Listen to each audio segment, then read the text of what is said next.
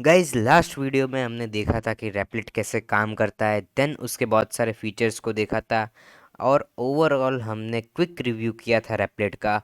आज के इस वीडियो में हम पाइथन के प्रिंट फंक्शन को देखेंगे और कुछ सिंटेक्स को भी समझेंगे पाइथन के। So without wasting your time, let's get started. So सबसे पहले हमने एक रेपल बनानी है नई। सो उसके लिए मैं जाऊंगा गूगल क्रोम पे और इधर लिखूंगा REPLIT रेपलिट।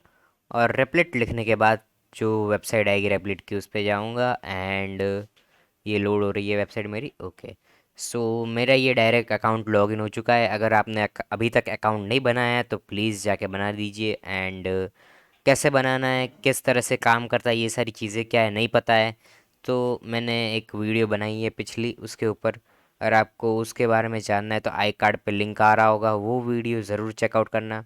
सो मैं इधर एक रेपल बनाना चाहता हूँ सबसे पहले। सो मैं इधर क्रिएट पे क्लिक करूँगा एंड पाइथन पे क्लिक करूँगा। देन मैं इसका नाम दूंगा पाइथन ट्यूट्स। पाइथन ट्यूट्स नाम दूंगा मैं इसका और क्रिएट रेपल पे क्लिक कर देता हूँ मैं, और ये मेरा रेपल जल्दी से क्रिएट कर देगी। सो ये मेरा बहुत देर के बाद खुल चुका है रेपल। और सबसे पहले इधर मेरी ये main.py फाइल बनी हुई है, मैं इसको डिलीट करूँगा। सो अब मैं इसमें एक पाइथन फाइल बनाऊंगा जिसका नाम होगा tut1.py। तो मैं फटाफट से लिख देता हूँ tut1.py। एंड अब सब लोग एक सेकंड के लिए गौर करना, मैंने इधर ट्यूट वन के बाद डॉट पी वाई लगाया है। सो ये एक एक्सटेंशन होती है जो यूनिकली फाइल को आइडेंटिफाई करने के लिए बनाई जाती है। और डॉट पी वाई से मेरा मतलब ये है कि मैं अपने कंप्यूटर को ये दर्शाना चाह रहा हूँ कि मैं एक पाइथन फाइल बना रहा हूँ, मैं एक पाइथन फाइल क्रिएट कर रहा हूँ। ओके, सो बहुत बकवास कर ली हमने। अब हम बात करेंगे हमारे मेन मुद्दे की, जो कि है प्रिंट फंक्शन। सो अगर आपको याद हो तो मैंने बताया था कि प्रिंट बेसिकली एक यूटिलिटी है जो हमें कुछ भी स्क्रीन पे प्रिंट करके या फिर टाइप करके दे देता है, दिखा देता है हमें कंसोल पे। जो ये हमारा कंसोल उस पर दिखा देता है। सो वो हमें एक ऐसी यूटिलिटी देता है जो हमें कंसोल पर चीज़ें दिखा दे। सो कुछ लास्ट वीडियो में हमने कुछ इस तरह से कुछ किया था। I am not pretty sure but मैंने कुछ इस तरह से लिखा होगा, this is a line. And मैं ऐसे अजीब से सेंटेंसेस बनाते रहता हूँ, बट एनीवेज कुछ नहीं कर सकते मेरा। जैसे मैं इसको रन करूँगा ये रन हो रहा है और सर्वर इसके थोड़े स्लो चल रहे हैं, बट कोई नहीं यार, फ्री में दे रहा है सर्वर्स तो बहुत अच्छी फाइल है। And main dot file didn't unexpectedly. Okay, so ये थोड़ा कंसोल ख़राब चल रहा है तो हम क्या करेंगे, हम शेल पे जाते हैं। अब शेल और कंसोल भी दोनों एक ही चीज़ होती है। कंसोल को आप कुछ अपने CMD की तरह समझ लो और शेल को आप अपने विंडोज़ पावर शेल की तरह समझ लो। पावर शेल जो होता है इस तरह का, इसकी बात भी हम करेंगे बाद में आने वाले वीडियो में। तब तक के लिए इतना समझ लो कि कुछ इसी उसी तरह होता है ये शेल भी। अब ये मेरा एक फ़ोल्डर बन चुका है पाइथन ट्यूट्स का। अगर आपको नहीं पता हो तो मैंने एक रेपल बनाई थी पाइथन पाइथन ट्यूट्स वाली। सो मैं क्या करूँगा, इधर मैं लिखूँगा सिंपल सा पाइथन। पाइथन लिखने के बाद मैं लिखूँगा इधर tut1.py। लिख के एंटर मारूंगा, ये देखो दिस इज़ ए लाइन। सो कभी कभी होता है कि यार फाइल नहीं मिलती है, सो आप कुछ इस तरह से भी कर सकते हो। एंड अपने लोकल कंप्यूटर में भी अगर आपको ऐसी प्रॉब्लम आती है तो आप अपने विंडोज़ पावर शेल या फिर कमांड प्रॉम्प्ट से कर सकते हो। सो मैं इसको क्लोज़ करूँगा। अब हम बात करते हैं प्रिंट फंक्शन की। सो मैं थोड़ा जूम इन कर लेता हूँ। अच्छा, अब प्रिंट फंक्शन तो मैंने बता लिया कि आपको स्क्रीन पे प्रिंट करता है, बट कुछ इसकी मेथड्स होती है जो कि आपको सीख लेनी चाहिए ताकि आप अच्छे से प्रिंट कर सको स्क्रीन पे जो भी चाहो। तो सबसे पहले मैंने बता दिया कि ये प्रिंट इस तरह से करता है। अब मैं एक आपको एक और चीज़ बताता हूँ। मैं अगर कुछ इस तरह से प्रिंट लिखूँ, देन मैं लिखूँ this is a second line, और मैं जैसे ही इसको सेव करूँगा और मैं अब बटन दबाऊँगा ताकि ये जो मैंने पिछले लाइन में लिखा था वो आ जाए, एंड जैसे एंटर दूंगा ये देखो, ये दिस इज़ अ लाइन पहले लाइन में आ रही है और this is a second line ये नीचे आ रही है। अब मुझे क्या करना है, मुझे इन दोनों को मिक्स करना है। तो मैं एक सिंपल सा एक तो क्या कर सकता हूँ, मैं इस तरह से एक प्रिंट स्टेटमेंट लिख सकता हूँ देन मैं क्या कर सकता हूँ, इधर मैं लिख सकता हूँ ये दिस इज ए लाइन वाला sentence, this is a line. Then उसके बाद मैं इधर कॉमा दे सकता हूँ और उसके बाद मैं इस तरह से लिख सकता हूँ this is A second line, a second line. कभी कभी टाइप करने में प्रॉब्लम हो जाती है, सो उसको इग्नोर करना। एनीवेज, हम अब इसको रन करके देखते हैं। सो आप देख सकते हैं पहले ये दोनों अलग अलग आ रहे थे, बट अब जब मैंने इधर कॉमा लगाया, मैं कि ये एक्स्ट्रा स्पेस हटा देता हूँ, बिकॉज कॉमा लगाने के बाद आप किसी भी जगह पे कॉमा लगाओगे तो ये प्रॉब्लम नहीं करेगा। और ये मैं इस शेल में रन करता हूँ इसको, और ये डिफ़ॉल्ट एक स्पेस दे दे रहा है, बट कोई बात नहीं। जब हम अपने लोकल पीसी में काम करेंगे तो मैं आपको बताऊंगा कि यार कॉमा देने से एक स्पेस आती है एंड आपको एक्स्ट्रा स्पेस की नीडेड नहीं होती। बट एनीवेज, इसको साइड में रखते हैं। अब मैं आपको थोड़े बहुत अरिथमेटिक ऑपरेशन करके दिखाता हूँ। अरिथमेटिक ऑपरेशन का मतलब क्या है कि यार जोड़ना, घटाना, मल्टीप्लाई करना, डिवाइड करना, इन सबको अरिथमेटिक ऑपरेशंस बोलते हैं। सो आप प्रिंट की मदद से कैसे कर सकते हो, तो सिंपल सा आप लिख सकते हो इधर प्रिंट। प्रिंट जैसे ही लिखोगे आप एंड कुछ इस तरह से लिख सकते हो the value of 6 + 6 is, then इधर कुछ इस तरह से दे सकते हो एंड उसके बाद एक कॉमा देके 6 + 6 लिख सकते हो, या फिर एक वेरिएबल बना सकते हो जिसके अंदर 6 है और उसको उन दोनों को प्लस करा सकते हो। बट वेरिएबल की बात हम आगे करेंगे वीडियोस में। एंड अभी मैं इसको सिंपल सा रन करता हूँ। ओके, अभी मैं इसको सिंपल से अपने ये शेल में ये जो लाइन है उसको मैं एंटर करके देखता हूँ। सो देखो, द वैल्यू ऑफ 6 + 6 इज़ 12। सो जो भी हमने इधर लिखा वो पहले एज अ स्ट्रिंग है। ओके, देन कॉमा के बाद जो हमने विथआउट कोटेड लिखा वो सम होके आया, अपना अरिथमेटिक ऑपरेशन हुआ है, इधर इधर हुआ है। सो इस चीज़ को आपको ध्यान रखना है, ये हाईलाइटेड चीज़ है। ओके, कुछ इसी तरह से अगर आप इसको कॉपी करके नीचे डालो कुछ इस तरह से एंड इधर लिख लो माइनस, एंड इधर भी लिख लो माइनस। मैं इसको फटाफट से कर देता हूँ। सो कुछ इस तरह से आप कर सकते हो इतने सारे ऑपरेशंस। एंड जैसे मैं अब बटन क्लिक करके एंटर दबाऊंगा, ये देखो 6 + 6 इज़ 12, 6 - 6 इज़ 0, 6 × 6 इज़ 36, और 6 ÷ 6 इज़ 1.0। और हाँ, ये ज़ीरो इसलिए दे रहा है बिकॉज़ जो हमारे डेसिबल्स होते हैं फ्लोटिंग नंबर, वो डेसिबल्स में आते हैं, यानी कि पॉइंट के बाद आते हैं। उसके उसमें हम डिटेल में नहीं जाएंगे अभी, बिकॉज़ अभी हमें थोड़ी बहुत बेसिक चीज़ें सीखनी है आगे। बाद में हम जाएंगे उसमें और डीप डाइव करेंगे फ्लोटिंग पॉइंट नंबर्स में और डेसिबल्स में, बट अभी आपको नीडेड नहीं है उनकी। सो एक और चीज़ मैं बता देता हूँ। अगर आपको कोई बड़ा पैराग्राफ लिखना है, जैसे कि मुझे एक विकिपीडिया में खोल देता हूँ फटाफट से, और विकिपीडिया खोलने के बाद और मैं इधर कुछ लिखता हूँ, एक काम करता हूँ, प्रोग्रामिंग का आर्टिकल लिखता हूँ। प्रोग्रामिंग का आर्टिकल ढूंढ रहा हूँ मैं। और सो मुझे ये एक ऑडियो प्रोग्रामिंग का पैराग्राफ मिला है। एनीवेज, इसको हम ज़्यादा नहीं देखेंगे, इसको सिंपल सा कॉपी करेंगे। अभी हम सिर्फ इसको एज डेमो टैक्स के लिए, डमी टैक्स के लिए यूज़ कर रहे हैं, सो हम ध्यान नहीं देंगे।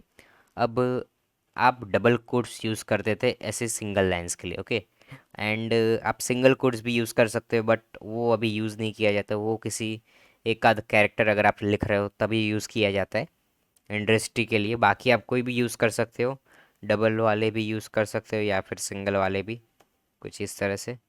बट अगर आपको कोई पैराग्राफ लिखना है तो आपको ये ट्रिपल वाले यूज़ करने पड़ेंगे इस तरह से। और ये ट्रिपल वाले कुछ आप इस तरह से भी यूज़ कर सकते हो, इसमें भी कोई प्रॉब्लम नहीं है। सो फिर आपको क्या करना है, सिंपल सा पेस्ट कर देना है ये सारी चीज़ें। ओके, जैसे ही सेव करोगे ये फॉर्मेट कर देता है डॉक्यूमेंट को। एंड जैसे इस शेल पे रन करोगे इसको, ये देखो ये सारी चीज़ें आ गई। ऑन दी अदर हैंड, मैं अगर Ctrl Z करूँ और इसको डबल में कर देता हूँ एंड डबल में प्रिंट करूँ मैं इसको, और मान लो कि मैंने इधर एक डबल दे दिया, डबल कोट्स दे दी है, इसको डबल कोट्स बोलते हैं, कोट्स बोला जाता है इंग्लिश में इसको, सो उसको ध्यान रखना है। तो इधर देखिए आप, इधर आपको एरर दिख रहा है, क्यों? बिकॉज पाइथन मेरा कंफ्यूज हो चुका है कि इधर से ये चालू हुई लाइन, ठीक है, और इधर को जाके ख़त्म हो गई, तो ये एक्स्ट्रा क्यों है, ये इधर एक्स्ट्रा क्यों दिया है, ये दिख रहे हो, इनवैलिड सिंटैक्स, लिखने का सही तरीका नहीं है ये, इनवैलिड सिंटैक्स दे रहा है आपको। सो आपको क्या करना पड़ेगा इसके लिए, सिंपल सा बेसिकली, या तो आप इस तरह से कुछ कर लो, इस तरह से इसको मैं सेट कर देता हूँ सबसे पहले, हाँ इस तरह से कुछ कर लो, या फिर इसमें ही डबल वाले कर लो, वो भी चल जाएंगे।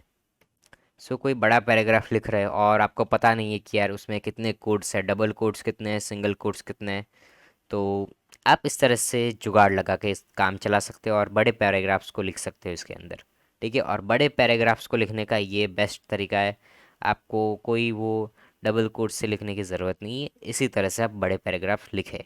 सो कुछ इस तरह की चीज़ें आप कर सकते हो प्रिंट फंक्शन का यूज़ करके। एंड एक और चीज़ मैं बता देता हूँ आपको साथ साथ में, देखो ये सारा कचरा मैंने फैला है, अब मुझे क्या करना है, मुझे ये जो लाइन है, ये लाइन, ये जो चार लाइन है, मुझे इसको रन होने नहीं देना है, ठीक है।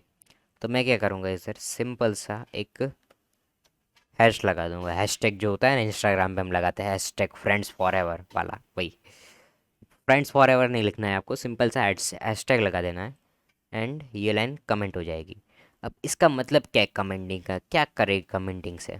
सो जो भी हमारी जो अनवांटेड लाइंस होती है, जैसे कि कोई नोट लिख दिया आपने, या फिर कोई वार्निंग दे दी, जिसका मतलब कि मैं अगर कुछ इस तरह से इधर हैश डे के लिखूँ, दिस इज़ ए कमेंट, मैं जानता हूँ इसका कोई सेंस नहीं बनता है, बट फिर भी मैंने लिखा, ठीक है, स्टार दे के मैंने लिखा। इधर मैं कोई भी वार्निंग भी दे सकता हूँ, मैं इधर ये ऐसा भी लिख सकता हूँ कि इधर थ्री कोट्स यूज़ करना, डबल कोट्स मत यूज़ करना, बिकॉज इधर यूज़ किया हुआ है। सो कोई कुछ अनवांटेड लाइंस होती है जो हम नहीं चाहते कि पाइथन में जाए, पाइथन रन करे। बिकॉज देखो, अगर मैं इसको हटा दूँ, ठीक है, और रन करूँ मैं इसको, सिंपल सा आपके आंखों के सामने ही ये क्या एरर आएगा, देखो, इनवैलिड सिंटैक्स, सिंटैक्स सही नहीं है, ठीक है, सही से सिंटैक्स नहीं लिखा है। सो आपको इसका ध्यान रखना है, और ये कोई बड़ी चीज़ नहीं है यार, कोड को अपने अच्छा बनाने के लिए और रीडेबल बनाने के लिए मैं तो ज़्यादा इसका यूज़ करता हूँ, और आप भी यूज़ करेंगे धीरे धीरे ही सही, बट यूज़ करना सीख जाएंगे। अब इसी तरह से एक मल्टी लाइन कमेंटर भी आता है। मल्टी लाइन कमेंटर क्या करता है, सेम इसका एक काम करता है, बट उसमें क्या होता है कि आप बहुत सारी लाइन को एक साथ कमेंट कर सकते हो। उसमें क्या है कि आपको एक एक लाइन में हैश हैश हैश लगाने बैठना पड़ता है, बट अगर तीन चार लाइन है, जैसे कि ये तीन लाइन्स हैं, सो मैं क्या करूँगा, इधर एक दो तीन, ठीक है, देखते जाना, एंड देन मैं इधर, ओके, जैसे मैं सेव करूँगा, ठीक है, एंड रन करूँगा इसको, आप देख रहे हो ये जो तीन लाइंस हैं जो पहले आ रही थी, ये देखो तीन लाइंस, ये जो चार लाइंस है, एक तो कमेंट कर ली, बट ये जो तीन लाइंस है जो पहले आ रही थी अब नहीं आ रही, क्यों? क्योंकि ये कमेंट हो गई है।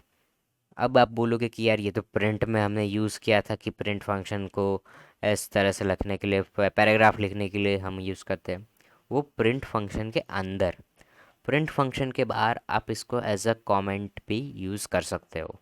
सो ये भी चीज़ आपको ध्यान रखनी है, और ये सारी बेसिक चीज़ें हैं यार, ये सारी कुछ ऐसी चीज़ें हैं जो आपको अभी तो नहीं, बट आप आगे जब तक काम करोगे आपको धीरे धीरे पता चलेंगी, और आगे आपके बहुत काम में आएगी, और इन्हीं चीज़ों को याद करके आप अपनी पकड़ मजबूत बनाओगे पाइथन में, ठीक है। सो ये सब तो हो गया, अब बात करते हैं सिंटैक्स की।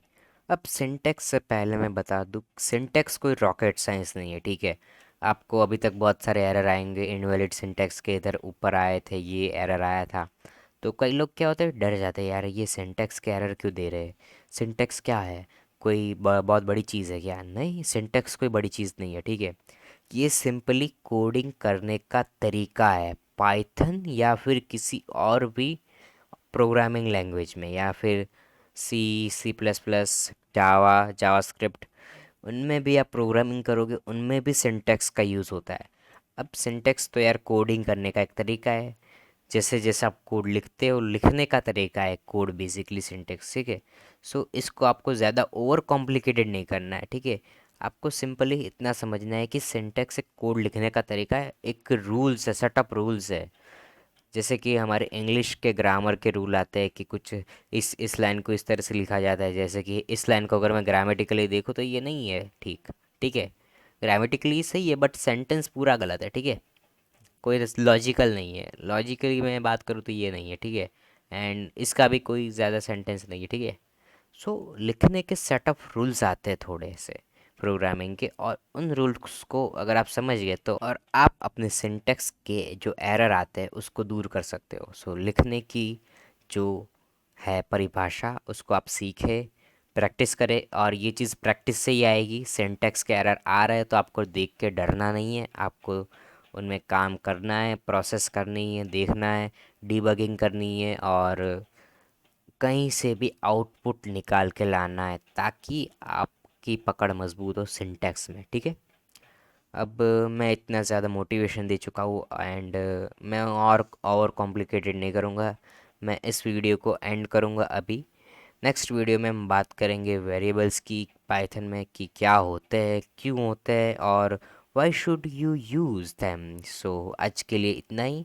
Thanks for watching this video and I will see you in the next one.